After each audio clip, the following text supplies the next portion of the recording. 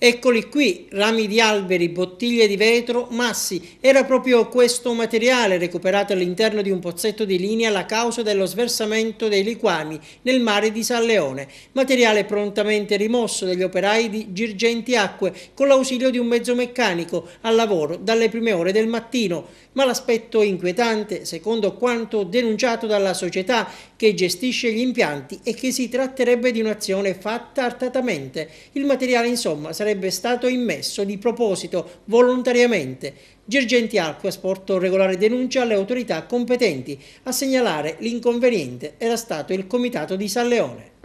Noi ci siamo immediatamente attivati, abbiamo chiamato Girgenti Acque, il comune, vigili urbani, ASP, tutti.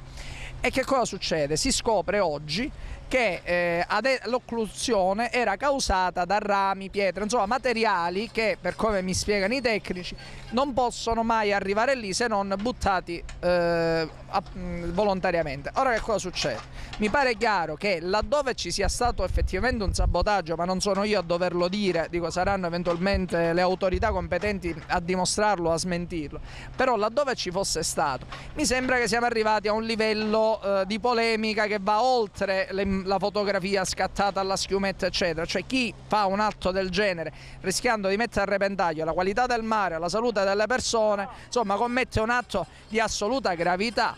Per cui a questo punto noi come comitato, come cittadini ci come dire, spenderemo per evitare che questo genere di cose possano ripetersi e contrasteremo, faremo tutto il necessario veramente perché per tutelare l'interesse degli agrigentini, prima fra tutti l'interesse alla salute e alla qualità del mare. Come Comitato San Leone abbiamo semplicemente interpretato al meglio il ruolo del cittadino, cioè il cittadino che alza il telefono, chiama i tecnici, chiama le istituzioni e ne richiede l'intervento. Non abbiamo sentito la necessità di veicolare messaggi attraverso i media, ci siamo semplicemente attenuti a, come dire, a fare una richiesta di pronto intervento e bisogna dare tra l'altro atto e merito in questo caso a Girgenti Acque, che è intervenuta con oltre 18 risorse, con oltre 4 mezzi pesanti tra espurghi ed escavatori, e nel giro di 48 ore ha risolto il problema, tra l'altro mi pare di capire causato